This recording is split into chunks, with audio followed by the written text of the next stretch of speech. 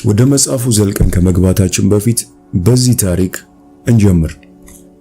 ከጥቂት ጊዜ በፊት ባለቤቴ በአንድ የማህበራዊ ሥራ ኮሚቴ ውስጥ በሊቀመንበርነት እንድትሰራ ተጠየቀች።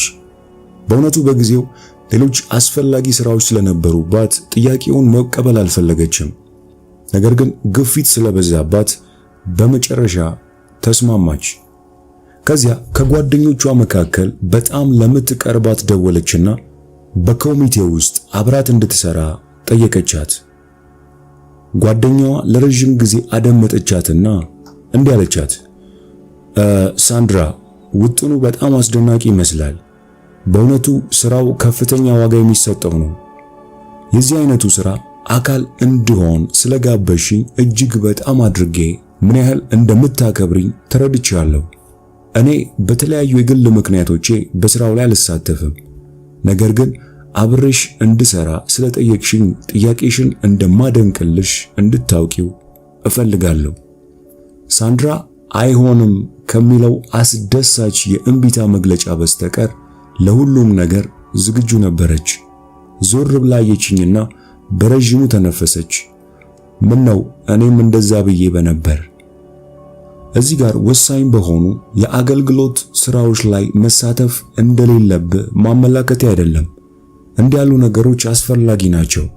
ነገር ግን በከፍተኛ ደረጃ በሚያስፈልግህ ቀዳሚ ነገሮች ላይ ውሳኔ ማድረግ አለብህ። ለሌሎች ነገሮችም ደስ እያለ በፈገግታና ያለምንም ምክንያት አይሆንም በማለት በዝርዝርህ ባሰፈርከው ተግባራት በምትከተላቸው የሥነ ምግባር እሴቶች የመጨረሻ ዓላማዎችህ መካከል ምንም አይነት ዝምድና የለም።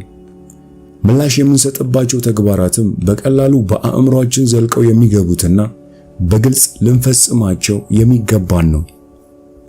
ብዙ ሰዎች ይህንን የመጀመሪያውን የእድገት ደረጃ በምሳሌነት በመከተል ራሳቸውን ይመራሉ። ብዙም አስቸጋሪ፣ የሚያሰቃይ ወይም አድካሚ ባለመሆኑ ይህንን የእድገት ደረጃ መከተል አዝናኝነት አለው።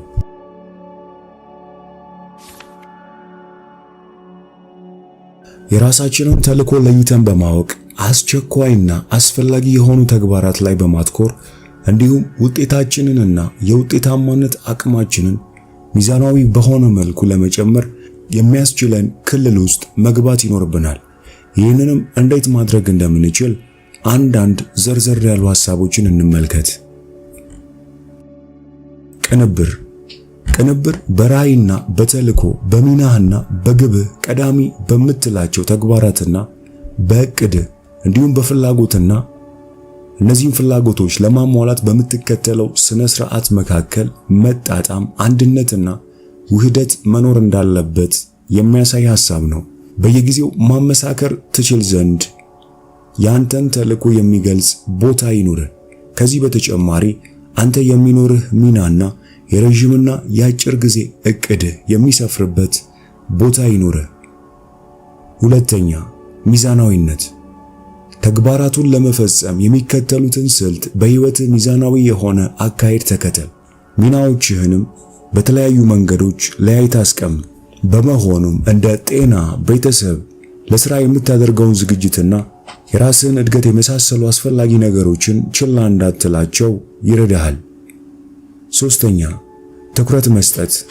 አመዛኙ ትኩረትህ አስቸጋሪ ሁኔታዎችን ቅደም ተከተል ከማስያዝ ይልቅ ሁኔታዎች አስቸጋሪ እንዳይሆኑ መከላከል ላይ እንዲሆን የሚከተሉትን የአኗኗር ስልት ሊያበረታታና ሊያነሳሳ የሚገባ እቅድ ልትነድፍ ይገባሃል።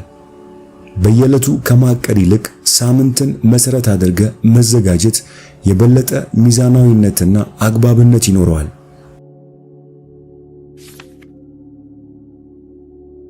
አንዳንድ ሰዎች ሌሎችን ከመውደድ በፊት ራስህን መውደድ እንዳለብህ ይናገራሉ። የሐሳብ ጠቀሜታ እንዳለው አስባለሁ። ይሁንና ራስህን ካላወቅ፣ ካልተቆጣጠርክና ራስህን መምራት ካልቻልክ ለአጭር ጊዜ ብቻ ራስህን ከማሳመን ሌላ ራስህን አጥብቀ ለመውደድ ይከብዳል። እውነተኛ የሆነ ለራስ የሚሰጥ ክብር ሊመጣ የሚችለው ራስን ከመግዛትና ከእውነተኛ ነፃነት ነው። መረዳዳት ነፃ የሆኑ ሰዎች ብቻ የሚኖራቸው ምርጫ ነው። እውነተኛ ነፃነት እንዲኖረን ሳንፈልግ ከሰዎች ጋር የሚኖረንን ግንኙነት ለማዳበር መሞከር ቂልነት ነው። በእርግጥ መሞከር እንችላለን። የመጀመሪያ አካባቢ እንዲያውም ስኬታማ የሆንን ሊመስለን ይችላል።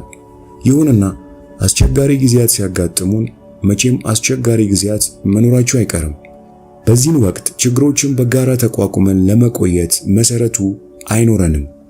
ከሰዎች ጋር ለሚኖረን ማንኛውም አይነት ግንኙነት አስፈላጊ የሆነው ቅመም እኛ የምንናገረው ወይም የምናደርገው ነገር ሳይሆን ሆነን የተገኘነው ነገር ነው። የምንናገረውና የምናደርገው ነገር ከውስጣችን ወይም ከባህሪ የግብረ ገብ ህጎች ከሆነ ሌሎች አታላይ መሆናችንን በቀላሉ ይረዱታል። አግባብነት ላለው መረዳዳት አስፈላጊውን መሰረት በቀላሉ መፍጠርና አምነን መቀጠል አንችልም። በሰው ልጆች የመቀራረብ ሂደት ላይ ልዩነት መፍጠር የሚችሉት ዘዴዎችና ችሎታዎች ከእውነተኛ የነጻነት ስብዕና የሚመነጩ ናቸው። ስለዚህ ማንኛውም አይነት ከሰዎች ጋር የሚኖረንን ግንኙነት ለመመስረት የምንችልበት ቦታ በውስጣችን ያለው ራሳችን ላይ ጫና የምንፈጥርበት የገዛ የራሳችን ባህሪ ነው። ነፃና በራሳችን ተነሳሽ ስንሆን፣ በተገቢ መርሆች ላይ ስናተኩር፣ ባሰብነው መልኩ ተደራጅተን ቀዳሚ የምንላቸውን ተግባራት በቅድሚያ ለመፈጸም በሕይወታችን ለራሳችን ሐቀኛ ስንሆን፣ ያን ጊዜ ነፃ ለመሆን ቆርጠን ተነስተናልና የዳበሩና ለረጅም ጊዜ የሚቆዩ ውጤታማ ግንኙነቶችን ከሌሎች ጋር ለመመስረት አቅሙ ይኖረናል። ከፊታችን ያለውን መልክዓ ምድር ባየን ጊዜም ወደ አዲስ የመሬት ገጽታ ውስጥ መግባታችንን እንረዳለን።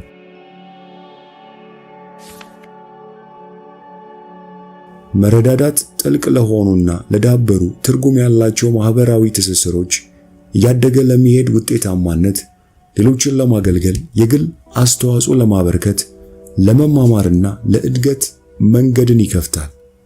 ይሁንና መረዳዳት በከፍተኛ ሁኔታ ስቃይ የሚያስከትልብን፣ ብስጭታችን የሚነርበት፣ በደስታችን ላይ መሰናክሎች የሚደቀኑበት፣ ስኬታችንም የሚሰናከልበት ነው።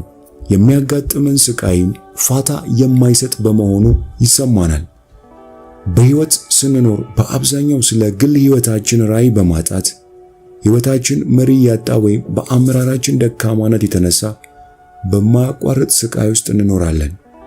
ግራ የመጋባት እርግጠኛ ያለመሆንና የመረበሽ ስሜት ስለሚሰማን ከዚህ ስቃይ ለአጭር ጊዜም እንኳ ቢሆን ፋታ ለማግኘት አልፎ አልፎ ጥረት እናደርጋለን። ይሁን እንጂ ህመሙ የማያቋርጥ በመሆኑ እንላመደውና አብረነው እንኖራለን። ከሌሎች ሰዎች ጋር ቀረቤታ በሚኖረን ጊዜ ግን ይህ ስቃይ የማያቋርጥና በአብዛኛውም አስጨናቂ ስለሚሆን እንዲወገድልን እንሻለን። በዚያን ጊዜም የህመሙን ምልክቶች በፍጥነት ለማስወገድ የተለያዩ ዘዴዎችን ለመጠቀም እንሞክራለን። እነዚህ እንግዲህ የስብዕና የግብረ ገብ ህጎች ፋሻ ሆነው እንደሚያገለግሉ ያሳያል። ፋታ የማይሰጠው ስቃይ ከፍተኛ ደረጃ ላይ የደረሰው የጥልቅ ችግራችን ውጤት መሆኑን አንረዳም። የህመሙን ምልክቶች ለማስቆም ከመሞከር ይልቅ ችግሮቻችንን ለመፍታት እስካልጣርን በስተቀር ልፋታችን ሁሉ የሚኖረው ውጤት በተቃራኒ ይሆናል። ማቋረጫ የሌለው ስቃያችንን የበለጠ እናባብሳለን።